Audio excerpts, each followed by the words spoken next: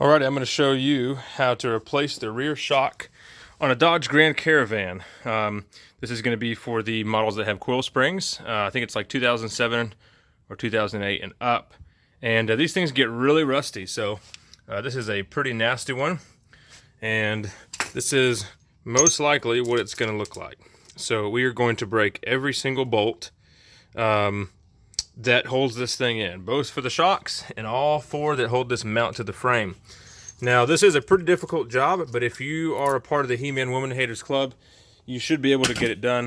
You're going to need a grinder and a welder and, little pile of tools. So let's get started. First bolts we're going to take out are on the bottom, and it's going to be an 18 millimeter. I'm going to see if I can get this one to fit inside here. So take a look down under here. That is the bolt we're going to work on.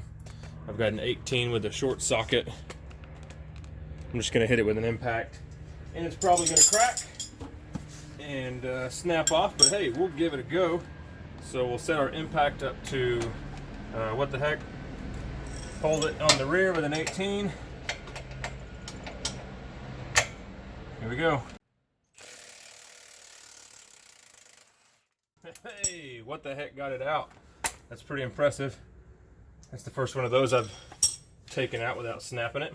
This one right here is pretty difficult because there's a nut on the back of it.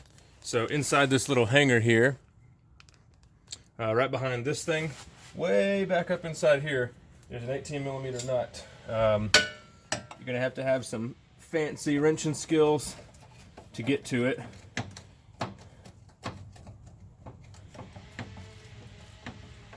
Gonna see if we can get one on there.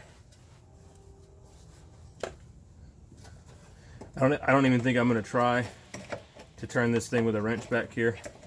You can see the rust is just crumbling around me.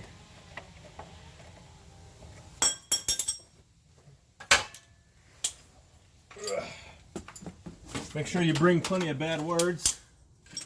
But I guess as long as you know that this job is gonna suck, it's not that big of a deal.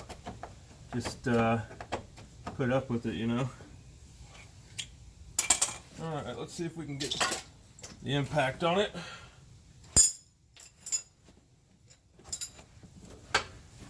So we've got a 18 millimeter on this side. I think I've got a wrench on the back. Let's give it a go.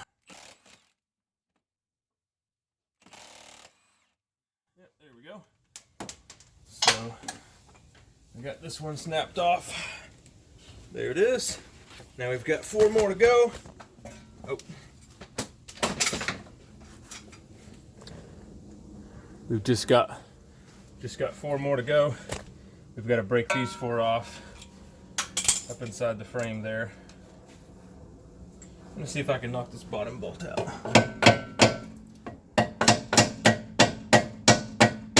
We'll probably have to hit that one with an air hammer. It'd be nice to get that bottom one out instead of having to cut it, because that one's kind of a pain. Alright, so for these top bolts, we're going to use a 16 millimeter and a big old extension. Let's see if I can get these 2 back ones without an extension first. There's 2 back here at the back by the muffler.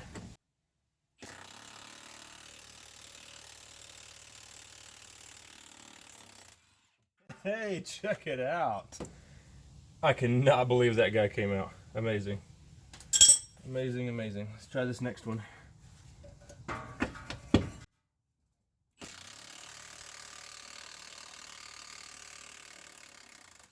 Oh yeah.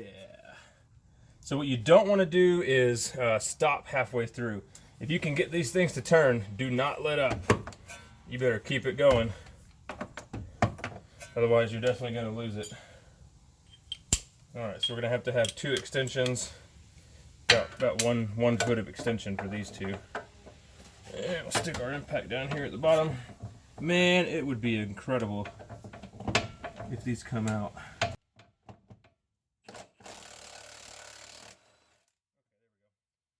there's what snapping. They snap off. Let's try this other one.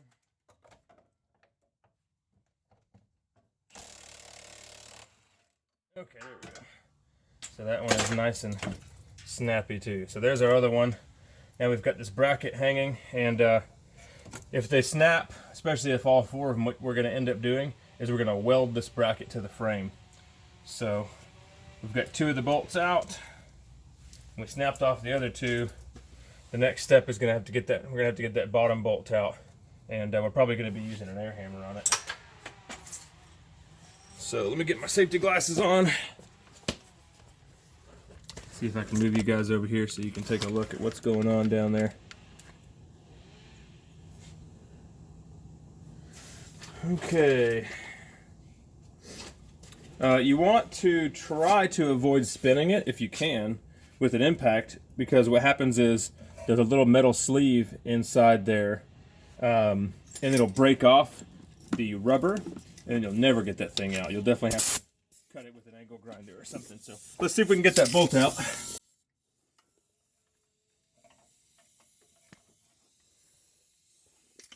Oh, sorry, folks.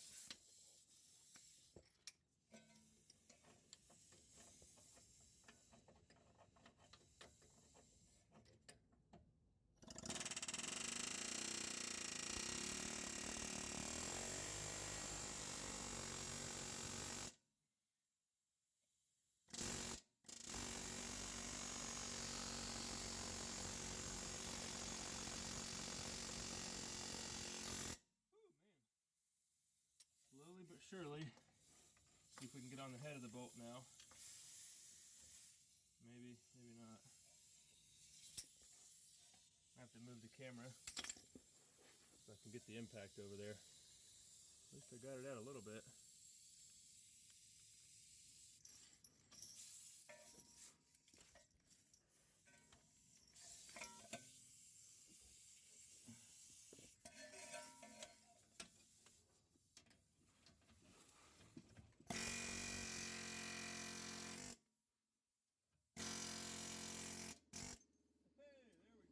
Okay, now we can go ahead and remove this entire nasty assembly.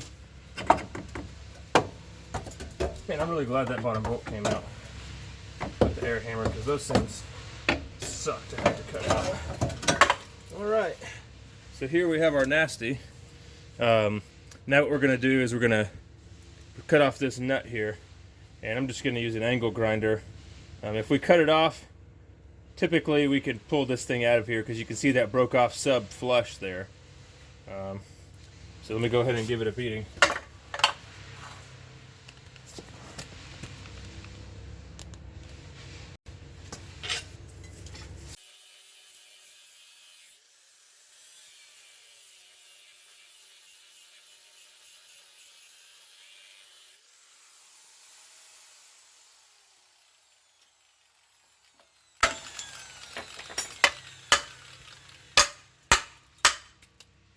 Alright, got a bunch of the scale off.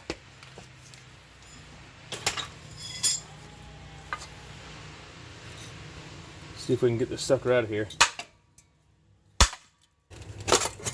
There's the nasty. Get out of here.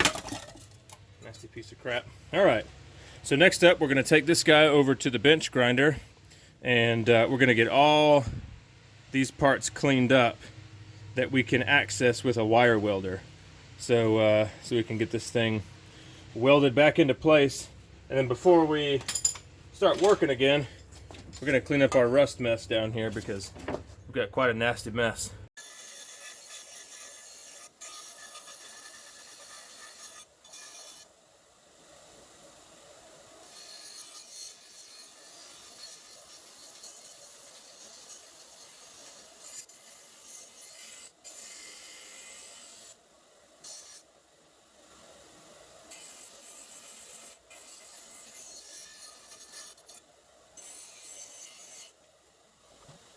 So at this point, we're starting to really have some fun.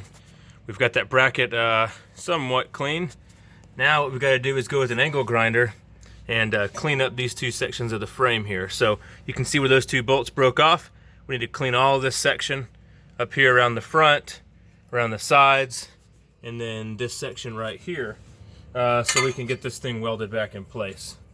So just, if you want to, you could always sit it up there, test fit it in place. That way you know where you need to grind at. And then once you have it all ground away, we'll start the welding.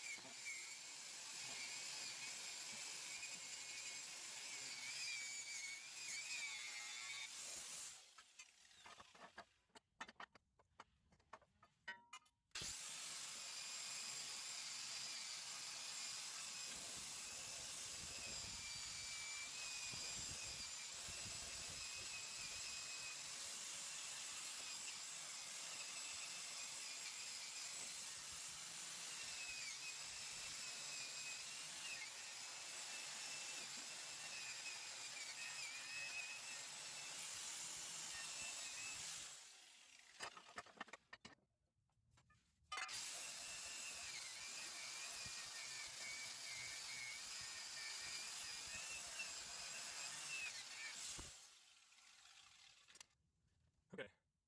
Once we've got the bracket cleaned up and the frame, we're going to use this jack to hold the bracket in place. So I'm going to set this bracket where it needs to be. And then I'm going to use the jack to just keep everything pushed up against the frame.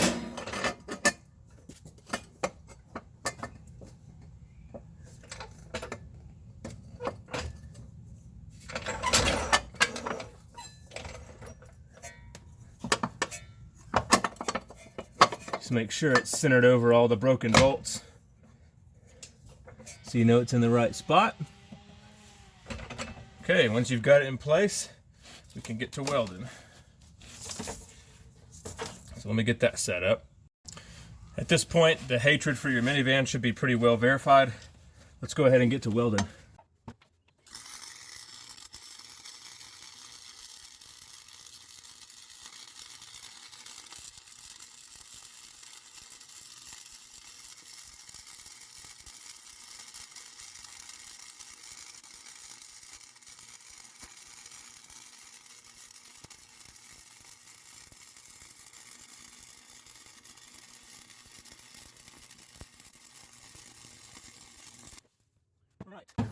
So we've got our first bead right up here on top. I'm going to go ahead and stick one on the bottom, and I'm going to finish this sucker out.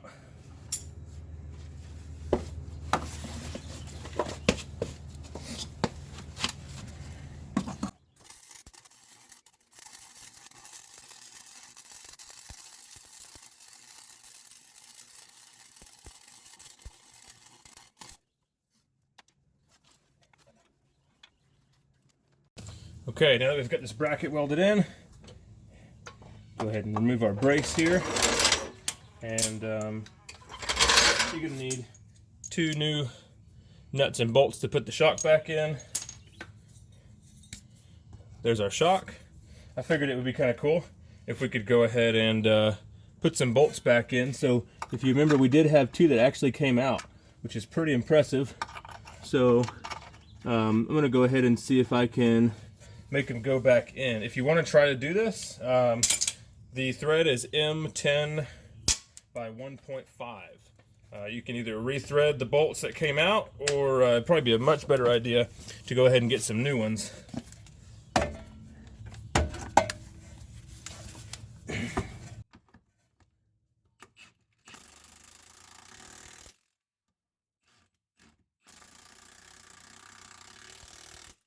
Cool. So that thing is welded in place in the front. I went ahead and welded it in the back in case I couldn't get those bolts back in. Now we can work on getting the shock where it needs to be. So this is going to be hot. We're going to have to get this nut on the back of it here. So we're going to try to do that part here in just a second. You're going to want to take a jack and jack up on the rear axle here. That way you can get the bottom shock bolt back in. Let's go ahead and get this front one started, or top one started. There we go.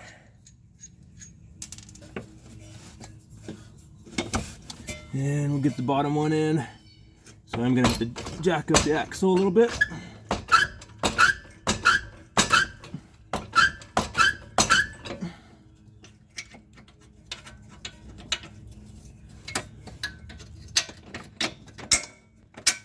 There we go.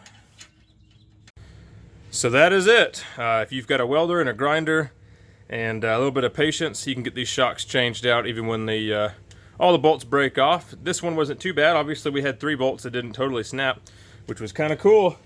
So we can turn those nasty shocks into that. Good luck. If you have any questions, put them in the comments. Thanks for watching.